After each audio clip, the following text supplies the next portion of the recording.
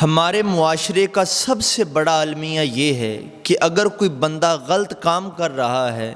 غلط رستے پر چل رہا ہے، تو ہم اس کو روکتے نہیں، اسے کہتے نہیں کہ یار یہاں پر تو بھی غلط کر رہا ہے، بلکہ ہمارے عرف عام میں ایک ہی جملہ بولا جاتا ہے کہ جو جہاں لگا ہے اسے لگا رہنے دو۔ ہم نے نہیں اسے کہنا کہ تو یہ غلط کام کر رہا ہے۔ نبی کریم سید عالم وجہ تخلیق کائنات جانے جانا صلی اللہ علیہ وآلہ وسلم نے ارشاد فرمایا کہ جب تم میں سے کوئی برائی دیکھے تو اسے چاہیے کہ اسے اپنے ہاتھ سے روکے۔ اگر اس کی قدرت نہ رکھتا ہو ہاتھ سے روکنے کی تو زبان سے روکے، اور اگر زبان سے روکنے کی بھی قدرت نہ رکھتا ہو تو اسے چاہیے کہ اس کو دل میں برا سمجھے، اور یہ ایمان کا کمزور ترین درجہ ہے۔ رسول کریم علیہ الصلوۃ والسلام نے ارشاد فرمایا کہ مجھ سے پہلے اللہ تبارک و تعالیٰ نے جس نبی کو بھی جس امت کی طرف مبعوث فرمایا تو اس امت میں اللہ تبارک و تعالیٰ نے اس نبی کو اچھے اور مخلص دوست عطا کیے۔ وہ اس کی سنت پر عمل کرتے اور اس کے حکم کی تعمیل کرتے، اور پھر ان کے بعد ایسے لوگ آئے جو ایسی باتیں کہتے تھے جو کرتے نہیں تھے، اور ایسے کام کرتے تھے کہ جن کا انہیں حکم ہی نہیں دیا جاتا تھا۔ حضور فرماتے ہیں پس جو کوئی ایسے لوگوں کے ساتھ ہاتھ سے جہاد کرے تو وہ مومن ہے،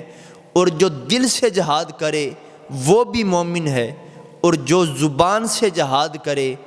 وہ بھی مومن ہے۔ اور حضور فرماتے ہیں پھر اس کے بعد رائی کے دانے کے برابر بھی ایمان کا درجہ نہیں بچتا۔ حضرت ابو ولید عبادہ بن صامت رضی اللہ تعالیٰ عنہ سے روایت ہے، فرماتے ہیں کہ ہم نے رسول اللہ صلی اللہ علیہ وآلہ وسلم کی اس بات پر بیعت کی کہ ہم آپ صلی اللہ علیہ وآلہ وسلم کا ارشاد سنیں گے،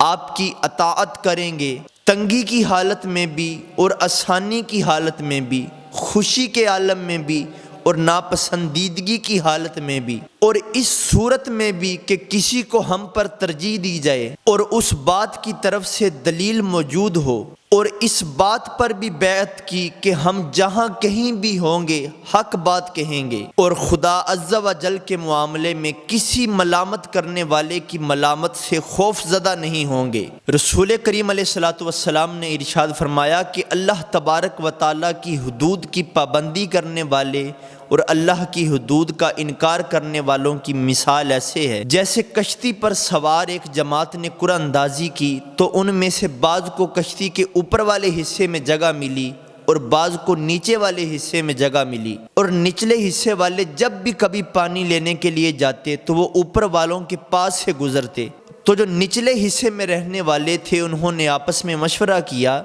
کہ ہم اپنے حصے میں سوراخ کرتے ہیں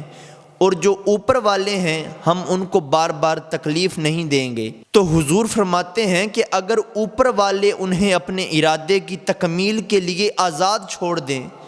تو یہ سارے ہلاک ہو جائیں گے، اور وہ اگر ان کو ایسا کرنے سے روک دیں یعنی کشتی میں سوراخ نہ کرنے دیں تو وہ سارے بچ جائیں گے۔ تو اس میں ہمارے لیے پیغام یہ ہے کہ اگر نیکی کرنے والے برائی کرنے والوں کو نہ روکیں گے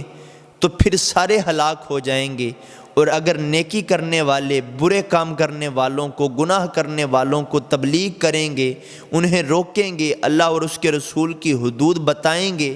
تو پھر انشاءاللہ سارے بچ جائیں گے۔